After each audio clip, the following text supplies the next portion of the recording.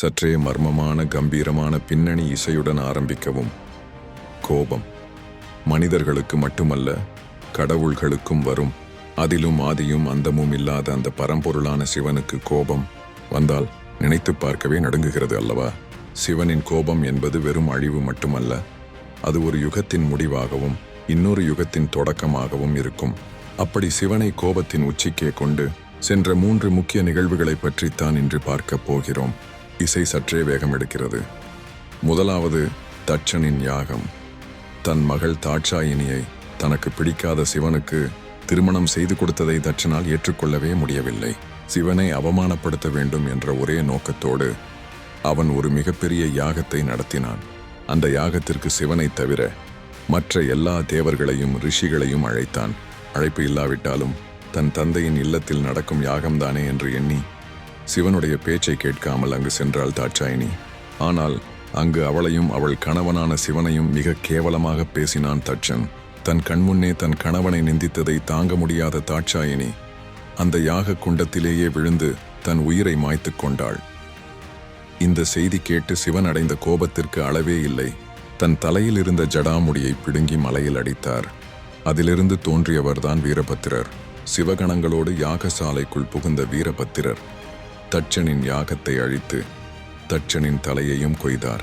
சிவனின் கோபம் அகங்காரத்தின் தலையை கொய்தது. அந்த யாகசாலை இரத்தத்தால் சிவந்தது. பிரபஞ்சமே அந்த கோபத்தின் தாக்கத்தில் நடுங்கியது. இசை சற்றே சோகமாக மாறுகிறது. இரண்டாவது, காமதகனம். தாட்சாயினியின் பிரிவால் சிவன் கடும் தவத்தில் ஆழ்ந்து விட்டார். இதனால் உலகத்தின் சமநிலை பாதிக்கப்பட்டது. தேவர்கள் பயந்தார்கள். சிவனுக்கு மீண்டும் காதல் உணர்வை ஏற்படுத்தினால்தான் எல்லாம் சரியாகும் என்று நினைத்தார்கள். அதற்காக மன்மதனை அனுப்பினார்கள். தன் கரும்பு வில்லில் மலர் அம்பை பூட்டி சிவன் மீதேதான் மன்மதன். தவம் கலைந்த சிவன் தன் தவத்தை கலைத்தது யார் என்று கோபத்தோடு பார்த்தார்.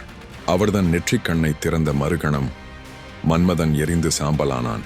சிவனின் கோபம் தேவையற்ற நேரத்தில் குறுக்கிட்ட காமத்தையே எரித்து சாம்பலாக்கியது. இசை மீண்டும் கம்பீரமாக மாறுகிறது. மூன்றாவதாக, திரிபுராந்தகனாக சிவன் மாறியது.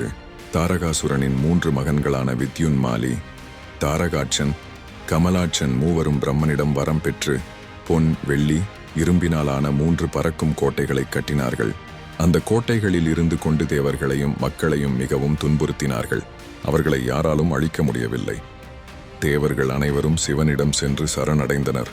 பூமியை தேராகவும், சூரிய சந்திரர்களை சக்கரங்களாகவும், மேரு மலையை வில்லாகவும், வாசுகி பாம்பை நாணாகவும் கொண்டு மகாவிஷ்ணுவை அம்பாக மாற்றி அந்த 3 கோட்டைகளையும் ஒரே அம்பில் எரித்துச் சாம்பலாக்கினார் சிவன்.